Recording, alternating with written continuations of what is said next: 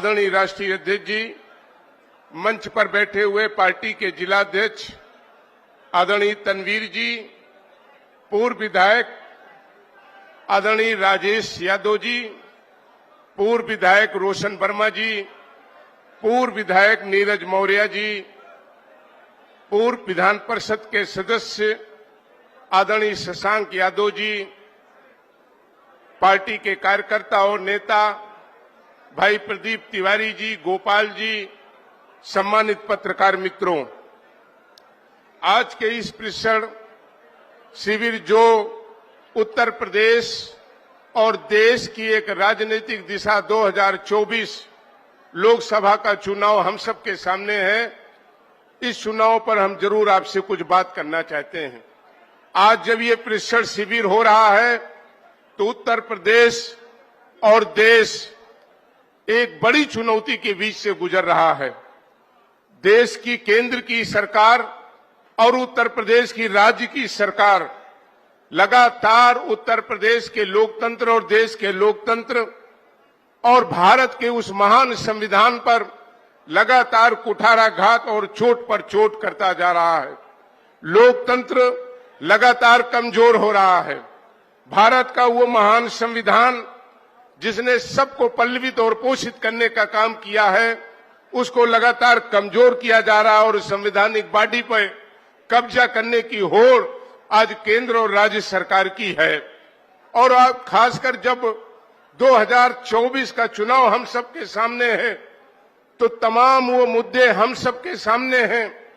चाहे उत्तर प्रदेश के अगर हम अन्नदाता की बात करें तो आज उत्तर प्रदेश की 62% आबादी किसान आज एक बड़े संकट से गुजर रहा है। जहां उसके उत्पादन का मूल्य नहीं मिल पा रहा है, वहीं साथियों आज अपनी फसल को बचाने के लिए भी उसे एक बड़ी चुनौती और बड़ा संकट, और हम कह सकते हैं किसान खेती नहीं कर रहा है बल्कि खेती को बचाने के लिए युद्ध लड़ने का काम कर रहा है इन साड़ों से जो सत्ता पक्ष के संरक्षण में आज उत्तर प्रदेश के किसानों की फसल को चौपट कर रहे हैं। महंगाई आज उत्तर प्रदेश की सबसे बड़ी समस्या है। आज ये सरकार आम जनता का ध्यान भटकाने के लिए तमाम तरीके के हथकंडे अपना रही है। जनता और गरीब और किसान और नौजवान, गांव में रहने वाला कमजोर, उसका ध्यान कैसे हटे, इसके लिए झूठ परोसा जा रहा है। इस झूठ से अगर कोई लड़ सकता है तो सामने बैठे हुए हमारे पार्टी के ये नेता और सेनापति लड़ सकते हैं। केवल भाषणों के आधार पर, अच्छी बातों के करने के आधार पर हम 2024 में विजय नहीं पा सकते।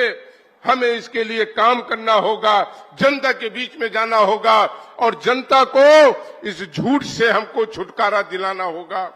हमें याद है बचपन में हम लोग एक कहानी सुना करते थे। ये कहानी जरूर यहाँ पे प्रासंगिक है।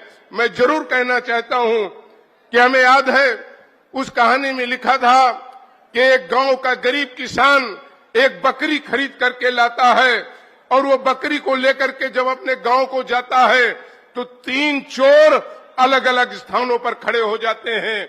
एक चोर मिलता है और उस किसान से कहता है कि तुम गधे को, बच्चे को कंधे पर लेकर के क्यों जा रहे हो। वो असमंजस में आता है। जब वो आगे जाता है एक दूसरा चोर मिलता है, वो भी उसी बात को रिपीट करता है कि आप कहां पर ये गधे के बच्चे को क्यों लेके जा रहे हैं।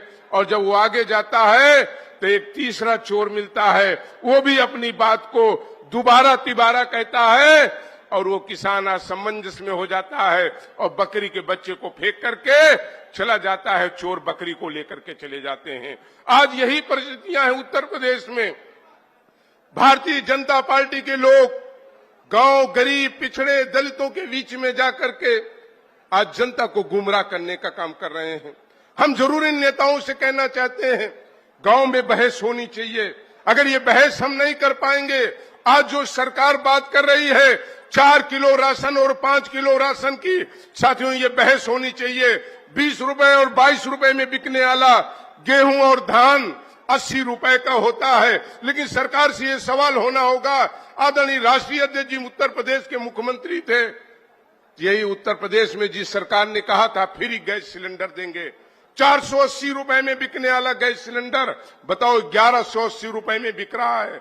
और जब सरकार चुनाव की तरफ जा रही थी तो 300 रुपए कम करने का काम किया। 70 रुपए में बिकने वाली अरहर की दाल आज 185 रुपए में बिक रही है। आज 90 रुपए का बिकने वाला सरसों का तेल आज 180 रुपए में बिक रहा है। तो ये कहीं ना कहीं यह बहस आज जनता के बीच में करनी होगी। औसतन एक व्यक्ति के ऊपर 7200 रुपए महीने का भार आज इस बढ़ती हुई महंगाई में भारतीय जनता पार्टी की प्रदेश और राज्य की सरकार ने देने का काम किया।